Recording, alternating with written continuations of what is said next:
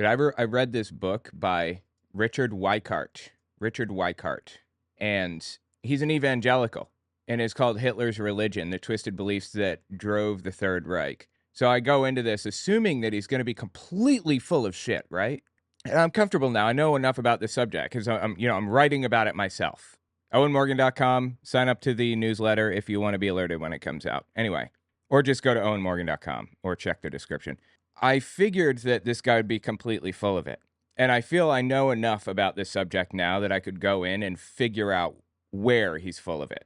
So I'm going through the book. I finished it yesterday. I started it yesterday, finished it yesterday. And it was surprisingly absolutely correct about everything. I was blown away. He was correct about all of it.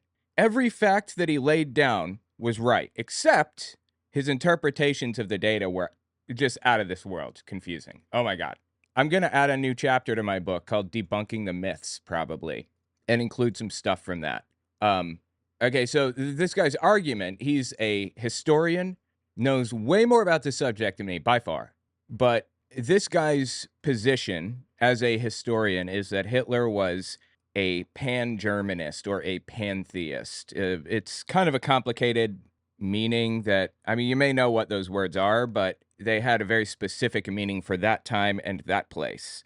There's like a movement called the Folkish movement, Volkisch, and they were like obsessed with the idea that they're special. The Germans are. The Aryans are special. They're unique. It was popularized by Houston Stewart Chamberlain. That's his name, Houston Stewart Chamberlain, I believe.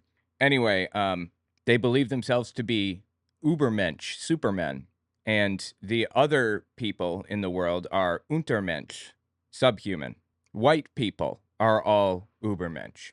Anyway, there are some Germanic gods from that region. Odin and Thor are a couple examples. So a pan-Germanist combines those two beliefs. The belief in the Folkish movement and the belief in like Germanic gods. It's actually called Woden, not Odin, but it's the same god. Anyway, they combined it into this weird amalgamation of beliefs. Anyway, that's what a pan-Germanist is. A pantheist believes that the God, or believes that God is nature. Like God is actually, we are living inside of his body right now, or some other shit. So anyway, Hitler believed, or this guy, this historian writing about it, argues that Hitler was a pantheist and a pan-Germanist. Like he believes that he thought that nature was God and that the Folkish movement was correct about everything. So I'm going through, listening to his arguments. All of his points were absolutely correct, 100% correct, until he started spreading this, until he started analyzing the ideas. He argues that Hitler is a pantheist, believes that nature is God, for a few reasons. Let me lay some down for you. Number one, in Mein Kampf, the word nature was capitalized. And he wouldn't have capitalized it if he didn't believe that nature was God. Except a bunch of people edited the book afterward, before it released. So it could have been any one of those people. And really? A capitalized letter? That's your basis for believing his entire religious belief was a lie? And he was secretly hiding this thing? Really? Okay, there's that. In the book, he rules out the possibility of atheism. He was not an atheist. And this evangelical, like, televangelist adjacent guy gives us reasons why he accepts that he was not an atheist. So that's out the window. No serious scholar believes that he's an atheist. Nobody. Nobody believes that he was involved in the occult. He was not. That was war propaganda. And no serious person believes that Hitler was a pagan. He just wasn't. There were pagans in the Nazi Party. He was not a pagan. However, Richard Weikart leaves us with three options: pantheist, pan-Germanist, or Christian. Those are the three options that he's connecting with his head. Those are the three options he's connecting with in his head, okay? So he resolves that he must at least be a little pantheist. He views nature as his God. He must view nature as his God because he capitalized the word nature in his book. And he says he can't be a Christian because he denies the divinity of Yahweh. Though he accepts the divinity of Jesus, if you deny Yahweh, the God of the Jews, then you're not a Christian. That's just not right. It's like, dude, are you kidding me? He accepts Jesus. Jesus, as in like Jesus Christ, first name Jesus, last name Christ. Are you telling me that if you accept Jesus Christ and reject other things that you're not a Christian? Come on. This is absurd. And on top of that, he actually, in the beginning of the book, he excluded Jehovah's Witnesses from Christianity for the same reason. He said, if you don't believe in the Holy Trinity, Father, Son, and the Holy Spirit, you are not a Christian. It was absurd, dude. The whole thing was absurd. So he didn't get to all of that crazy shit until the very end of the book. It was like the conclusion slash it was the last 3 chapters, I'd say.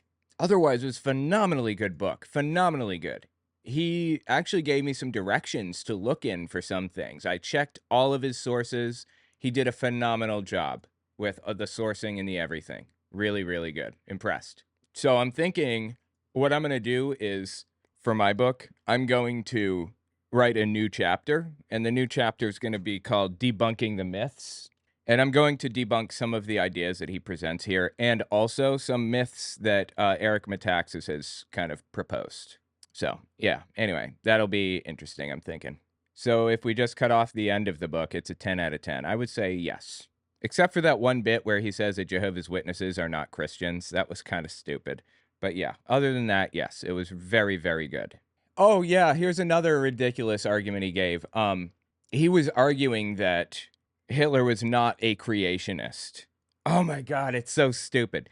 He says Hitler couldn't have been a creationist because creationists believe that God created the world 6,000 years ago and the Adam and Eve story and all that other shit, right? You're not a creationist if you don't believe those things. But you are. There are like a ton of old Earth creations. He's talking about young Earth creationism. It's very different. Jehovah's Witnesses are old Earth creationists. They believe in the Adam and Eve story, but they think the Earth is 4.5 billion years old or whatever. So he says, if you redefine creationism, if you change its meaning to expand it out to include people that are not creationists, then one could even say, ridiculously, that Darwin was a creationist because he said, wait, where's the quote? I have the quote. He says, ironically, this expanded definition of creationism would even include Charles Darwin, at least at the time he wrote Origin of Species, since he confessed therein that the laws of nature that he was proposing were laws impressed on matter by the Creator. In the second edition of Origin of Species, Darwin even added the word creator to the final sentence. There is grandeur in this view of life, which, with its several powers, having been originally breathed by the Creator into a few forms or into one, and that while this planet has gone cycling on according to the fixed law of gravity, from so simple a beginning, endless forms most beautiful and most wonderful have been and are being evolved. So the point is, somebody says that they are a creationist.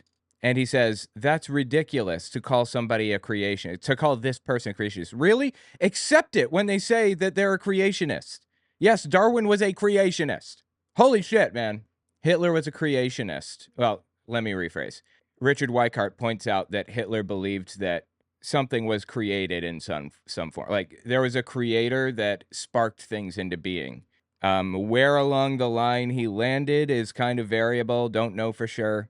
Did Hitler think that, in my personal opinion, I believe that Hitler, his views probably changed a little bit over the years, but at one point in time, he didn't.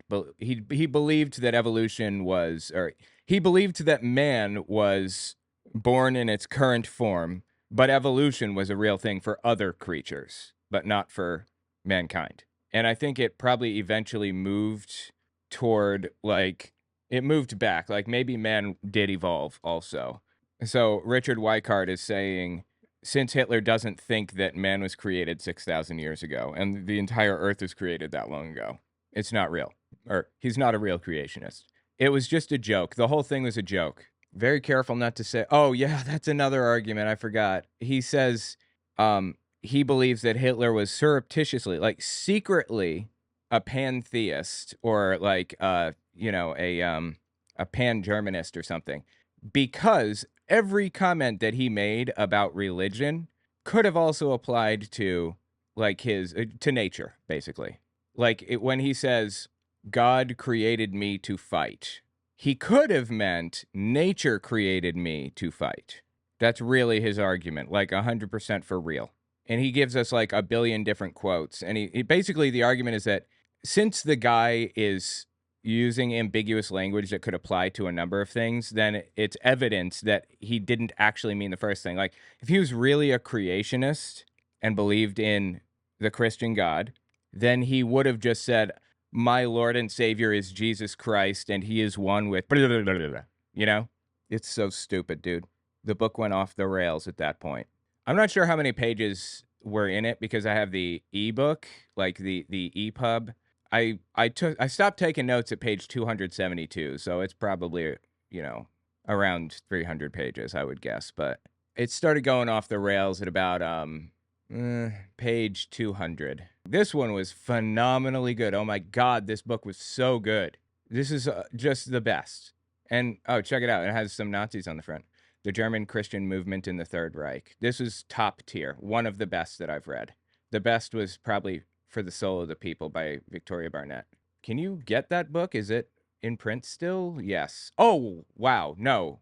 Wow, it is in print. It's $140. Are you kidding me? $140 for this book? Holy shit, dude. It's not even that long. Victoria Barnett, the writer, is the shit, though. I like her a lot. I've been talking to her. Wow. That's nuts, man. I had no idea. Wow, it only has 19 ratings. That's really sad. That is, it's so disappointing to me that it doesn't have more. It should have more attention. This is a top tier book. How many does the Twisted Cross one have? 19 ratings. Only 19 ratings. Damn, man. This one only has 45 ratings. Why do these people not have many ratings on their books? This one was written in 04. This one was 96. And this one was 98. Wow. You know how many Eric Metaxas's book has? His book has 7,500 ratings, 7,459 ratings. And it's just, it's all lies. The whole thing is just lies. It's all made up. Like he has a ton of factual errors in there, and I'm being generous by calling them factual errors rather than lies. This is just so sad. And what about the real biography of Bonhoeffer? How many ratings does that one have? This is the actual 87 ratings. It has 87 ratings, this book does.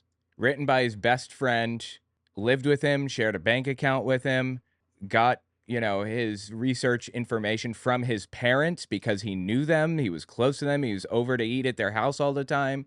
This is the definitive biography of Bonhoeffer. Not this stupid shit. It is so sad.